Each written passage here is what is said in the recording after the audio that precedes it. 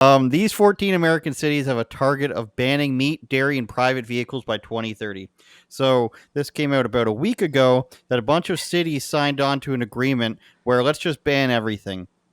And it's called C40 Cities Climate Leadership Group. Of course, this is going to be mayors who, in some way, shape, or form, we're going to find out that they're getting paid for this. Some companies being paid for this. It's like the whole electric car agenda.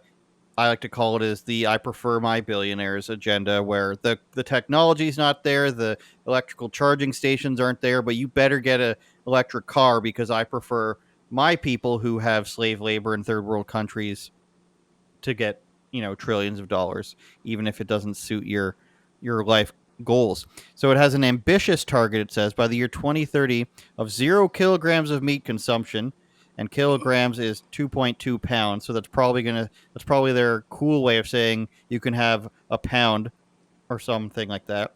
Zero Which is kilograms almost of worse. Can I just say that's almost worse than just saying we're not going to do it? They're saying you can yeah. have this much. Like that's some condescension right there. Well, it's the same way as being carbon neutral, right? It's like we're not going to completely stop flying on private jets and driving our cars. It's just that we will have the money to pay for carbon credits, which apparently and allegedly means that we're saving the planet. You give money, and somehow we use one of those new buildings Joe Biden. Have you heard of this? Did we cover this where they capture air and then they do this whole complex process to get the CO2 out of it and then they just bury it underground? That's how they're doing these carbon neutral things is they pour money, and this is where the money will go to buy these carbon credits. You'll pay $1 million per year probably, and it'll go to paying for one of these plants where they literally just take in outside air. They do this complex process of separating, the carbon from the oxygen, which is in our air, CO2, and then they bury it deep underground and they say, "Look, we've become carbon neutral." And a whole bunch of billionaires and whoever can afford it will do this so that they can ride on private jets and do whatever they want. Their lives will not change. They'll be a few $1 million short per year, but your life will become unsustainable. Well, they're going to They make that money back in spades in some way, shape, or form. I can almost guarantee. Well, of course, But because this the factories will be owned by the same people who will also be saying, "Look how many great union jobs we provide," even though the money gets taken away from everybody and then put back into their pockets. Can I just look this climate hoax? I mean, totally legit concern of all of ours, right? Which on one hand they say, well, it's called it used to be called global, right? But then years later it's climate change, and also somehow, even though it's a global problem that everybody should be worried about, we also know that somehow it affects communities of color or something like that, right? Like they're always going to Correct. figure out a way to wedge that in. But this, to me, and you know how much I enjoy the transformer agenda. It's one of my favorites. I absolutely Hmm. love it through the roof to pieces.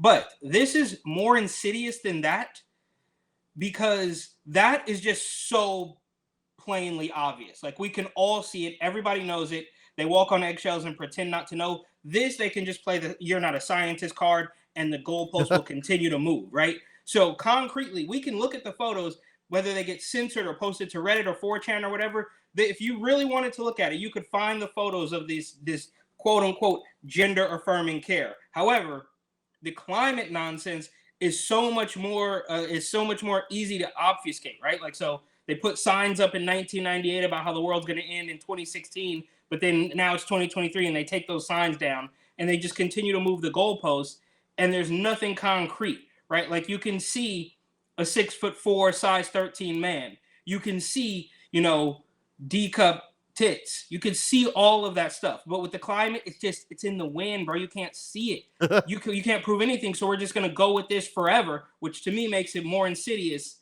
than the climate than the transformer nonsense, I should say, which is saying a lot, because that agenda is mutilating children, but it's concrete. This is in the wind, so they can do whatever they want on the drop of a dime.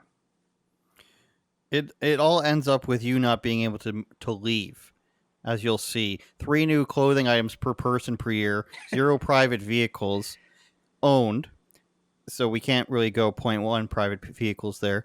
and then one short haul return flight less than 1,500 kilometers every 3 years per person. So you can take a plane ride, but it has to be less than 1,500 kilometers, which is probably not off of your continent, every 3 years. So basically, you're not allowed to leave unless you own an electric plane of some kind, or maybe a blimp, hot air balloon. These are these insane rules, and they want to do this by 2030, Eric. That's in the next 7 years. So you can't Is this own a car. You have to take your robo taxi, which they're doing in San Francisco with terrible results right now.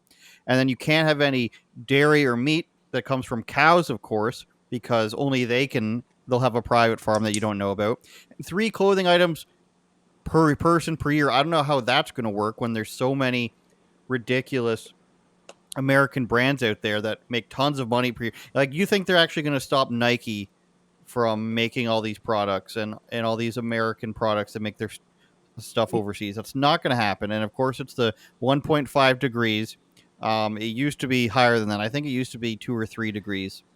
And then I just want to list the cities before I get what you're going to say there. Nearly 100 cities across the world make up the organization, with American members including Austin, no surprise there.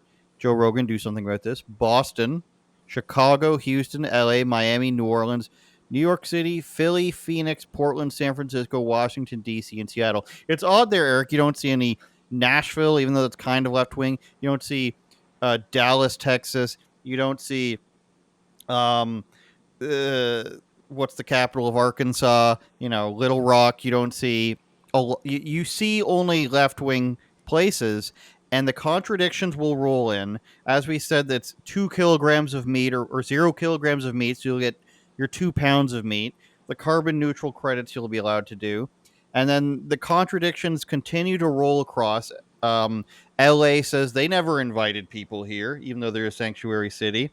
Um, New York says, we're full, we can't take it. The New York Governor, Kathy Hochul, says, how come the federal government isn't stopping this? This is the federal government's problem. Everything these people stand for seems to fail, but yet they want to keep bowling forward. Let's ban meat, let's ban cars, let's ban cows. You can't fly anywhere but once for every 3 years, domestically probably. And you have to allow all illegal immigrants into your city, and you must give them health care and a place to live. And they have to backtrack on all this stuff, but they keep pushing forward. New York City, Kathy Hochul, the state, Kathy Hochul wants to fast track working permits for all these illegals that they've brought in. Why, you may ask? Because if they're working, then they're no longer considered asylum seekers. They're no longer considered illegal immigrants. So therefore, they're not required to provide them with housing. Under their own sanctuary city status, New York agreed to this stupid charter for the homeless thing where they have to provide them with a place to stay. They can't get around it. They are required by their own laws to find any homeless people or sanctuary city seeking people or illegals a place to stay. So if they get them these fast track work permits, not only are they all of a sudden not their problem, they don't have to provide, a place for them to stay automatically by their own insane laws, which they've come up with, Eric. okay? You mentioned that these programs or whatever are failing. Which, yes, to you and me, maybe it's failing. To them, it's working exactly as planned. I don't know how many times we have to go through this. None of this is genuine, right? So it's not failing. It's causing chaos, which, of course, will lead them to ask for more federal funding and gain more control and all this stuff. And I don't know, maybe we can go back into the article, but if you want to think about, getting rid of cars and how far you can drive or how far you can fly and all that, pretty ironic, of course, because like you said, the contradictions are going to roll in nonstop. You have a place like New York where the public transit is literally collapsing. I'm not joking like, you have to wait 20 minutes. I'm talking like, no, parts of the above ground 7 train track are falling onto cars. Like, it's literally collapsing. It's raining inside the Canal Street station. You go to San Francisco, the BART train doesn't work. You got weirdo Senator Scott Wiener, who's constantly taking photo ops on the Muni, which is the bus system, and the BART, which is the underground train, constantly taking photo ops, talking about how he needs more money. So while they're trying to take your car away and trying to take away your ability to travel, they are also collapsing the public transit system arguably on purpose, right? So siphoning cash from it. Meanwhile, the workers are also doing all sorts of overtime scams. And then, of course, they blame it on Rona. Like, well, the ridership is down because of Rona. Well, no, the ridership is down because you scared the living daylights out of people, and it had nothing to do with this rebranded common cold. But I digress. And then, last thing, I promise, one of the just peak ironies of the entire thing is that, I don't know if you saw the video I sent you, or I don't even know if I sent it. I think I sent it to you. I just sent a barrage before we got on here. But Curtis Sliwa and some other old people were arrested protesting illegal immigrants at Gracie Mansion, where the mayor lives in New York. So think about that for a second.